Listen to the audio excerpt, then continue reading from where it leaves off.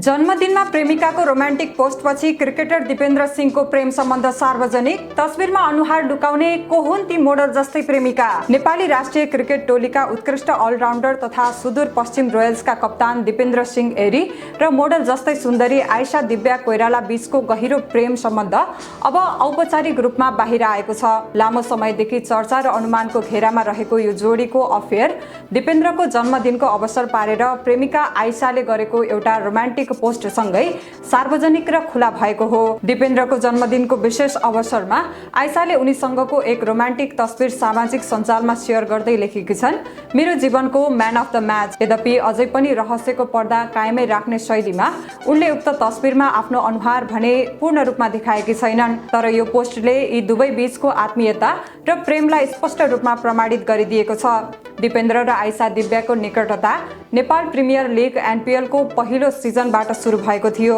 दिपेन्द्र कप्तान रहेको टोली सुदूर पश्चिम रोयल्समा आयशा स्टाफको रूपमा कार्यरत थिइन्। टोलीको व्यावसायिक जिम्मेवारी वहन गर्ने क्रममै उनीहरू बीच नियमित भेटघाट र सामिप्य बाक्लिएको थियो।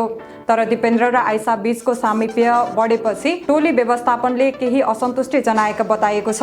व्यावसायिक जीवन र व्यक्तिगत सम्बन्ध बीच सन्तुलन कायम राख्न तथा कुनै विवाद नहोस् भन्ने हेतुले दिव्याले पछि उक्त जागिर छाड्ने निर्णय गरिन्।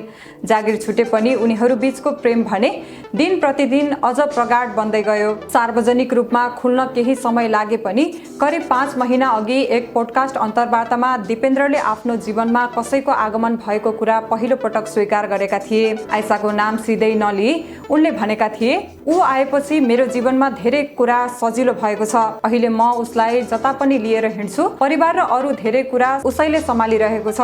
उसले मेरो सोचमा सकारात्मकता ल्याइदिएको छ, जसको सकारात्मक असर मेरो क्रिकेट करियरमा पनि प्रष्ट देखिएको छ।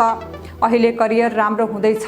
करियर एक ठाउँमा पुगेपछि 1-2 वर्षभित्र बिहे गर्छु होला। प्राप्त जानकारी अनुसार दिपेन्द्रले आयशालाई आफ्नो घर लगेर परिवारका सदस्यहरूसँग भेट गराइसकेका छन्। अचेल आयशा दिपेन्द्रका विभिन्न पारिवारिक जमघट र समारोहहरूमा समेत निरन्तर सहभागी हुँदै आएकी छन्। दुवैको परिवार यस सम्बन्धप्रति पूर्ण रूपमा सकारात्मक रहेको र विवाहका लागि राजी भइसकेको बताइएको छ।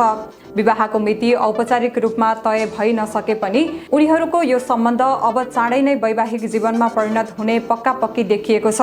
मैदानमा विपक्षी बलहरूलाई आक्रामक प्रहार गर्ने दिपेन्द्र आफ्नो व्यक्तिगत जीवनमा भने आयशाको प्रेममा पुरै बोल्ड भइसकेका छन्।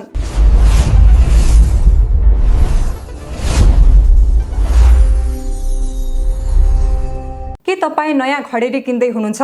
हतारमा निर्णय गरेर पछि पछुताउनु भन्दा यी कुराहरूमा पक्का ध्यान दिनुहोस्।